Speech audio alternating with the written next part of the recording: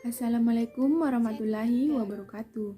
Perkenalkan, nama saya Nurlianti, NIM 20110 AF dari kelas C20. Dalam video kali ini, saya akan membahas tentang modul etnofarmakologi yang telah saya kerjakan. Pada modul ini dibagi menjadi 5 bagian. Modul pertama, mengkaji tentang literatur penyakit. Modul kedua, mengkaji observasi lapangan. Modul ketiga, mengkaji inventarisasi tanaman obat. Modul keempat, mengkaji kajian tanaman obat. Dan modul kelima, mengkaji rancangan inovasi. Sebelum saya membahas lebih jauh, mari kita kenali dulu apa itu etnofarmakologi. Etnofarmakologi merupakan kajian tentang penggunaan tumbuhan yang berfungsi sebagai obat atau ramuan yang dihasilkan dari penduduk setempat untuk pengobatan. Pada modul pertama meliputi beberapa poin, yaitu definisi penyakit, penyebab penyakit, gejala penyakit, pengobatan secara modern, pengobatan secara tradisional, dan senyawa metabolit primer atau sekunder yang diperkirakan mampu memiliki efek penanganan, mencegah, dan pengobatan atau terapi. Nah, apa itu anti-reumatik atau rheumatoid arthritis?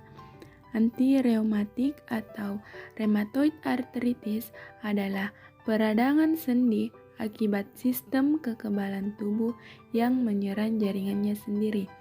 Kemudian, kira-kira ini penyebabnya apa?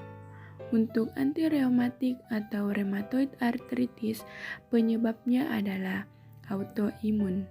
Mungkin bertanya-tanya, apa sih autoimun itu?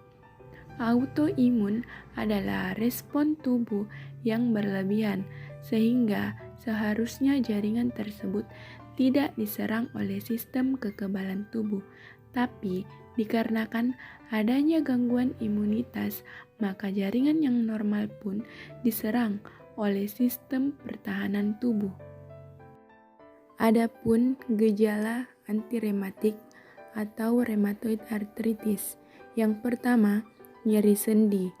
Kedua, gerakan sendi yang terbatas. Ketiga, kemerahan dan pembengkakan pada sendi. Keempat, perubahan bentuk sendi.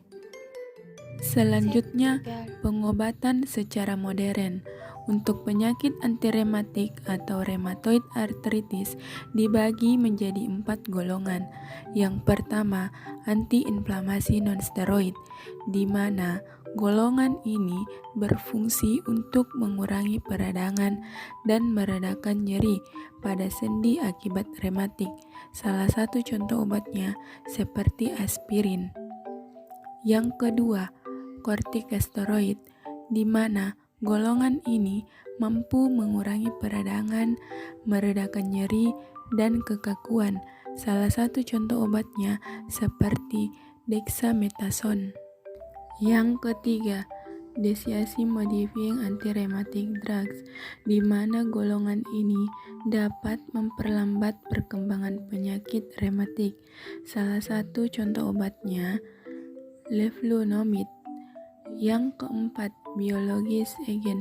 Golongan ini bekerja dengan menargetkan bagian sistem imun yang memicu peradangan sendi. Salah satu contoh obatnya anakinra. Selanjutnya, pengobatan secara tradisional. Untuk penyakit antirematik atau rheumatoid arthritis, masyarakat memanfaatkan tanaman daun salam dengan cara direbus dan ditambahkan 3 gelas air. Direbus hingga tersisa 1 gelas, karena daun salam mengandung minyak atsiri yang dapat mengobati peradangan dan nyeri sendi. Pada modul kedua, mahasiswa diharapkan melakukan observasi dan membangun komunikasi yang terefektif dalam masyarakat dengan tujuan untuk mendapatkan informasi dan mengenal lokasi kegiatan praktek etnofarmakologi di lapangan yang direncanakan. Pada proses kegiatan observasi, diharapkan mahasiswa dapat memperoleh informasi yang jelas dan dapat menyimpulkan bahwa lokasi yang dipilih layak dijadikan lokasi praktek lapangan. Observasi yang saya lakukan oleh masyarakat Desa Bilanrengi, Kecamatan Parigi, Kabupaten Goa. Adapun responden yang telah saya wawancarai, yang pertama atas nama Muriani, umur 40 tahun. Responden yang kedua atas nama Syamsia, umur 30 tahun. Berikut adalah salah satu video hasil wawancara saya. Perkenalkan, nama saya Nuryanti, mahasiswa dari Akvalianasi. Saat ini mewawancarai Ibu terkait penyakit yang ada di daerah ini. Sebelumnya saya boleh tahu, saya berbicara dengan siapa? Ibu Muriani.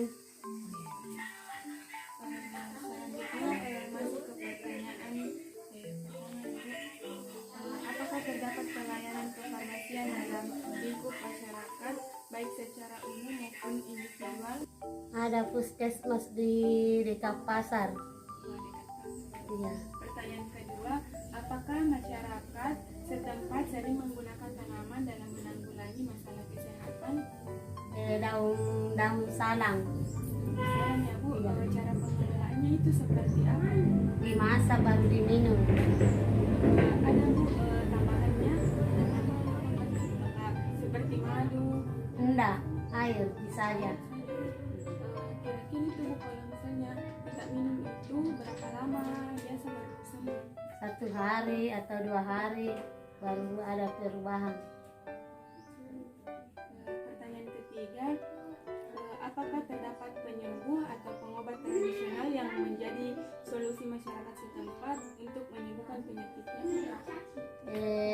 Ke puskesmas atau di dukung. Pertanyaan keempat, apakah dalam pengobatan masyarakat biasanya menyertai doa-doa atau jampi-jampi yang diyakini berpengaruh untuk dapat menyembuhkan penyakitnya? Doa. Iya. Iya. Pertanyaan kelima, apakah masyarakat lebih percaya dengan pengobatan yang dilakukan secara empiris atau doa-doa itu atau jampi-jampi atau datang berobat ke sarana pelayanan kesehatan di daerah? Doa sama itu di puskesmas. Tapi yang mana Bu yang diutamakan? Doa. Baiklah Bu, sekiranya pertanyaan saya sudah terjawab semua. Terima kasih atas waktunya Bu. Iya, sama-sama. Berdasarkan informasi yang saya dapatkan dari salah satu responden saya bahwa terdapat pelayanan kefarmasian di wilayah Desa Bilanrengi, namun lokasinya agak lumayan jauh. Masyarakat lebih sering menggunakan tanaman sebagai obat herbal untuk pengobatan masalah kesehatan.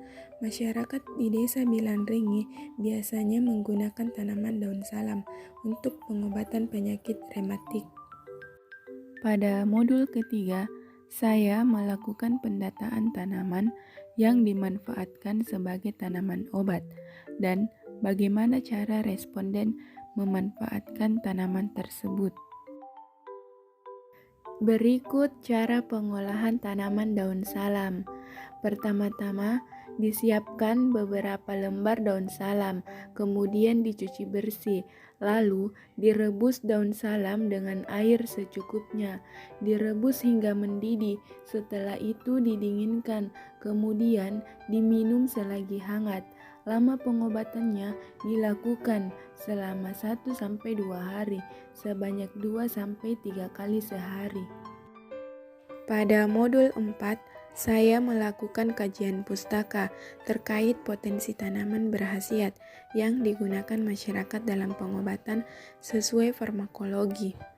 Daun salam mengandung senyawa flavonoid, tanin, dan minyak atsiri yang diketahui berperan dalam aktivitas antiinflamasi. Senyawa ini memiliki mekanisme antiinflamasi dengan menghambat enzim siklosigenase sehingga tidak membentuk mediator inflamasi. Pada modul kelima, saya akan melakukan rancangan inovasi dari hasil observasi yang saya lakukan, yaitu dengan melakukan penyuluhan teh herbal daun salam untuk meredakan nyeri sendi pada penyakit rematik di Desa Bilanrengi, Kecamatan Parigi, Kabupaten Goa, dengan harapan teh herbal daun salam ini dapat menjadi solusi bagi masyarakat untuk penyembuhan penyakit rematik. Sekian kajian etnofarmakologi dari saya. Lebih dan kurangnya mohon dimaafkan. Semoga bermanfaat. Wassalamualaikum warahmatullahi wabarakatuh.